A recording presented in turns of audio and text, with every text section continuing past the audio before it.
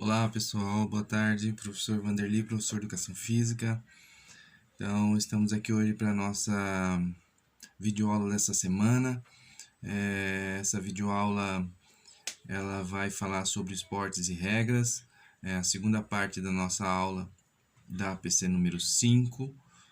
A APC número 5 foi a parte 1 e essa aqui será a parte 2. Quero dizer a vocês um lembrete aqui importante, que eu deixei abertos 2 formulários das APCs anteriores, que faz parte desse segundo bimestre, o formulário da atividade 1 e da atividade 2, né? Ou seja, do segundo bimestre, a primeira e a segunda estão abertos. Então, aproveitem a oportunidade, vão lá e realizem. A atividade 1 é teórica, a atividade 2 é a atividade prática, seguida da atividade bônus. Tá? Atividade bônus é uma atividade que vai ajudar vocês na nota do segundo bimestre. E atividade prática também está no mesmo formulário. Ou seja, está intitulado lá a PC 5, teórica, né, a primeira, e a PC 6 é prática com atividade bônus. Então as duas estão abertas. Aproveite, vão lá, realizem essas atividades, ainda dá tempo de realizar. Bom, vamos lá à nossa atividade de hoje, dessa semana. Assistam a videoaulas de realizar atividade, ok? Então, pessoal, nessa videoaula dessa semana, nós vamos falar novamente sobre esporte e regras. Então, essa é a segunda parte desse tema de esporte e regras. Na APC número 5, nós falamos sobre esporte e regras, né? Mas eu dei um direcionamento mais no sentido de falar das regras propriamente dito, né?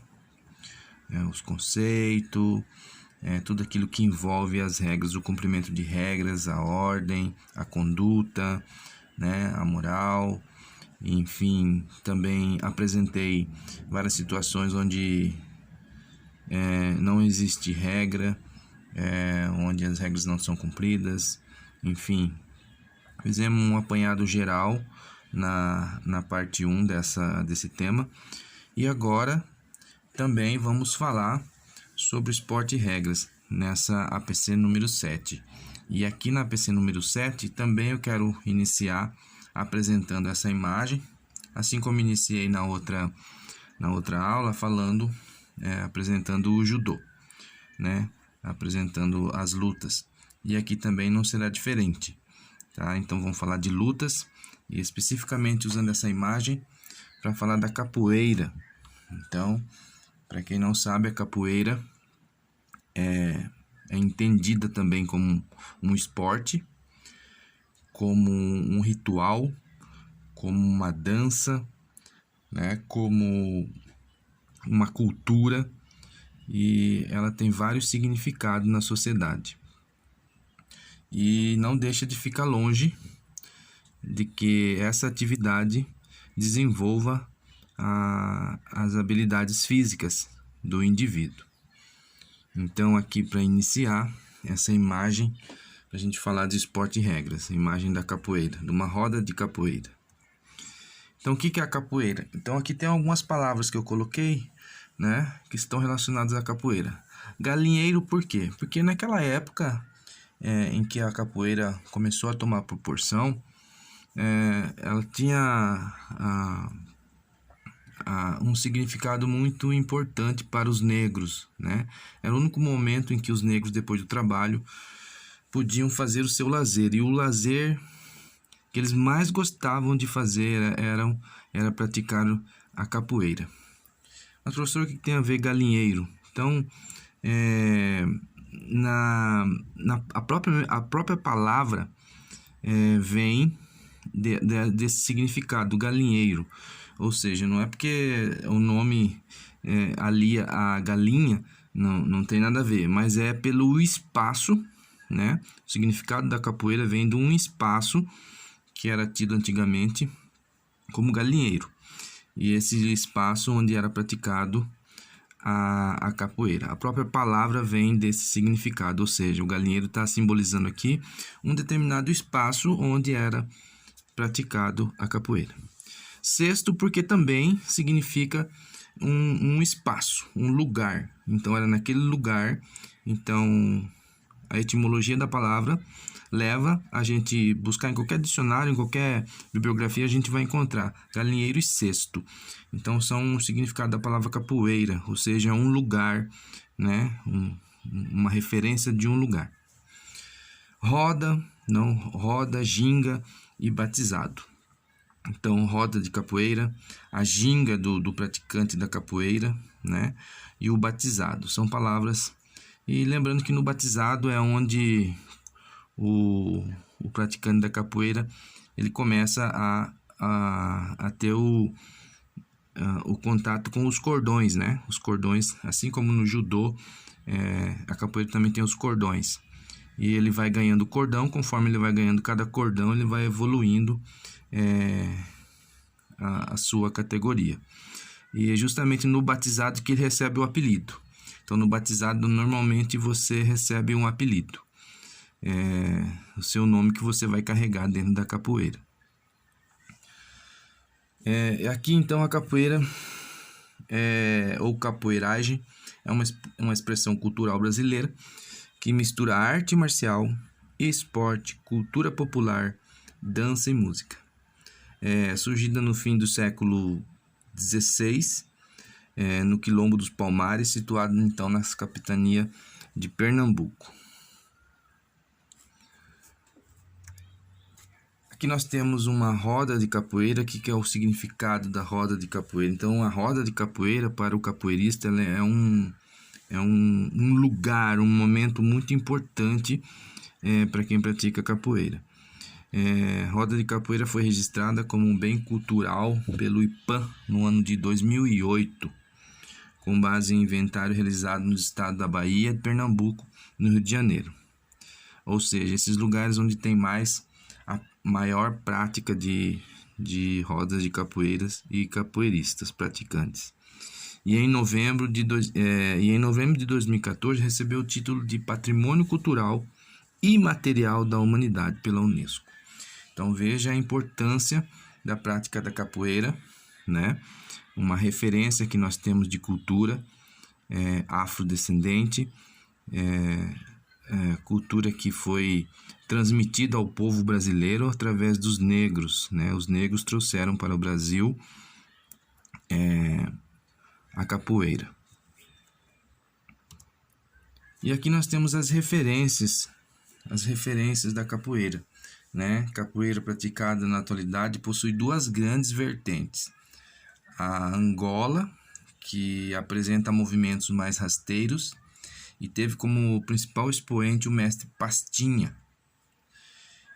O mestre Pastinha, aqui onde eu vou colocar o meu cursor, essa imagem desse senhor que está do lado esquerdo do vídeo aqui, onde está meu cursor, né? De camisa amarelada. Mestre Pastinha. E a capoeira regional, que possui movimentos mais aéreos e teve como principal expoente o mestre Bimba.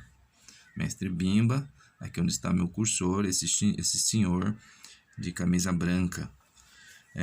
Esta última foi criada em Salvador, cidade onde foi fundada a primeira academia de capoeira do Brasil, em 1937. Então aqui dois senhores, né? Referência da capoeira no Brasil. Os dois descendentes de negros, né, que implantaram essa prática, ajudaram a implantar essa prática aqui no Brasil. Então, duas referências na capoeira dos dois tipos, das duas vertentes. A vertente de Angola, com o mestre Pastinha, e a vertente regional, com o mestre Bimba. Então aqui nós temos um quadro que apresenta alguns golpes, né, da capoeira. Então estão divididos em seis áreas.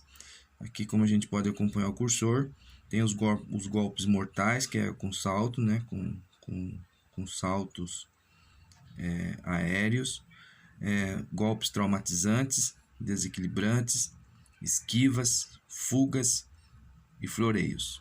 Então nos golpes mortais nós temos meia-lua de compasso, rabo de arraia e aú chibata.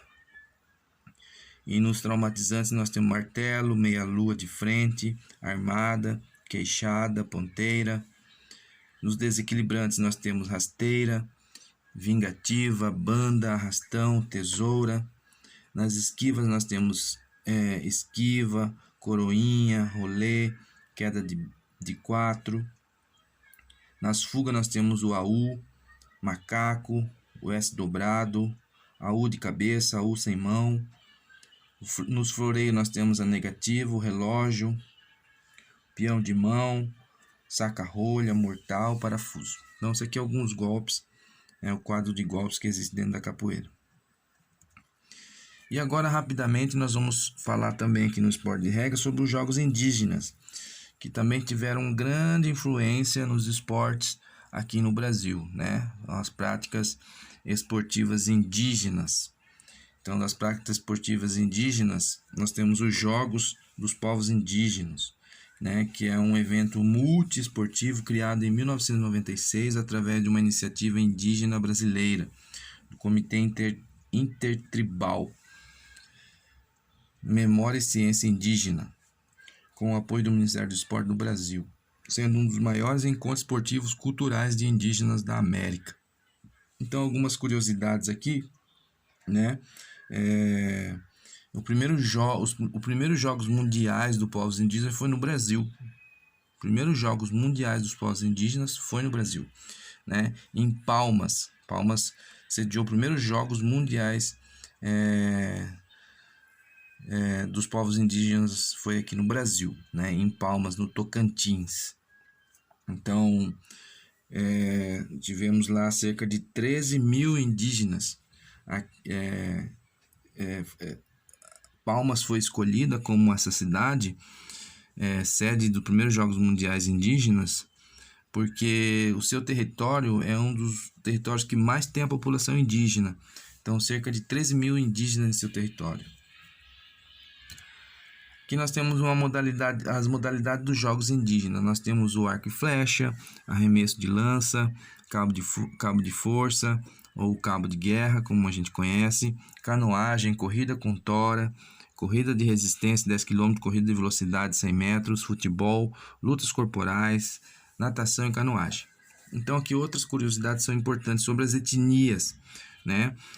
A etnia que sempre participa dos jogos aqui no Brasil, entre as etnias que representam o nosso estado do Mato Grosso do Sul, sempre são 3 etnias que estão sempre representando o nosso estado, que é a etnia Kaiowá, Terena e Xingu.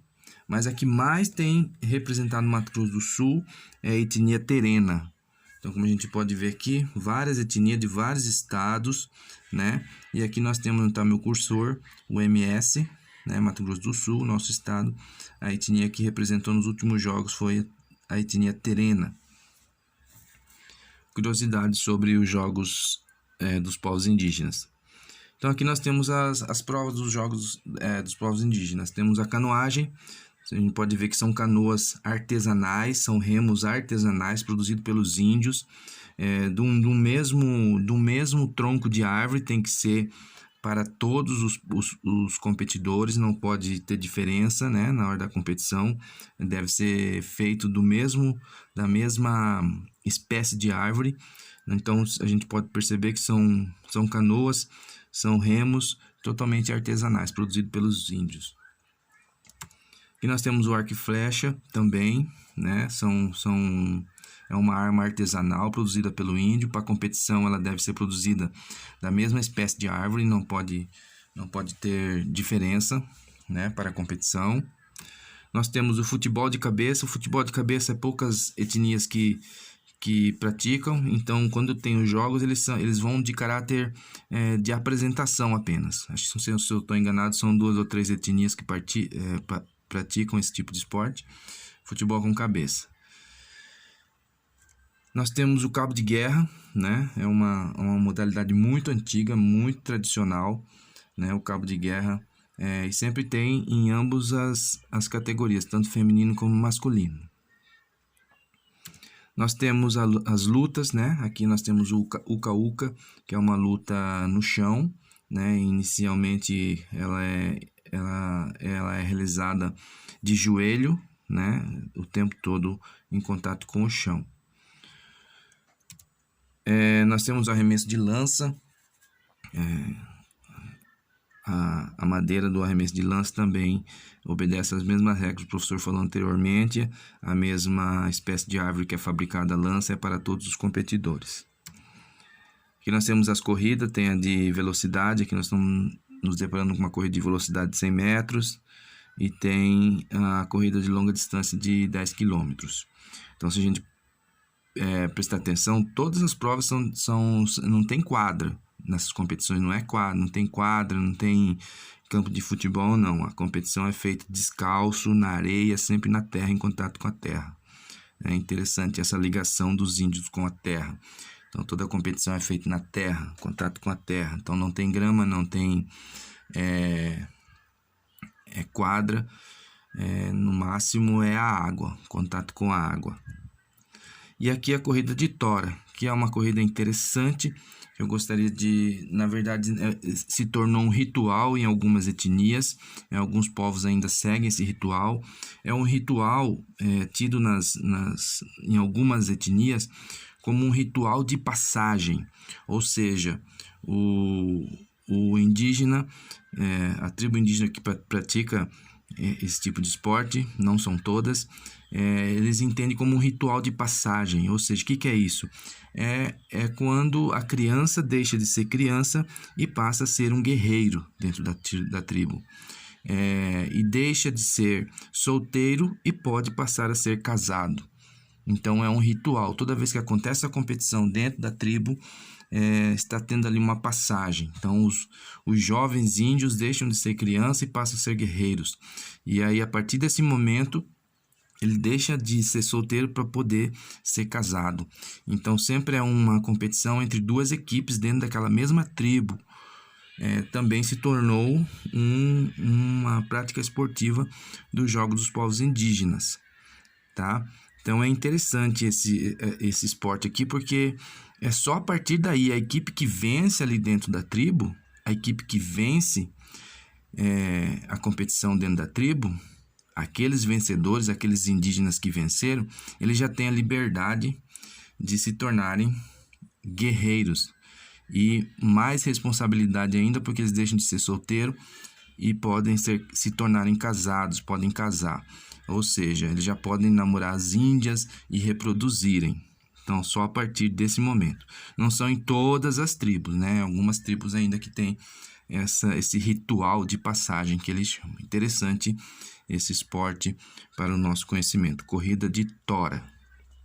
Tem tora que chega a pesar até 120 quilos, né? Então, dependendo do índio, muitas vezes ele não consegue carregar. Então, tem que ser os índios sempre os guerreiros, né? Os mais fortes.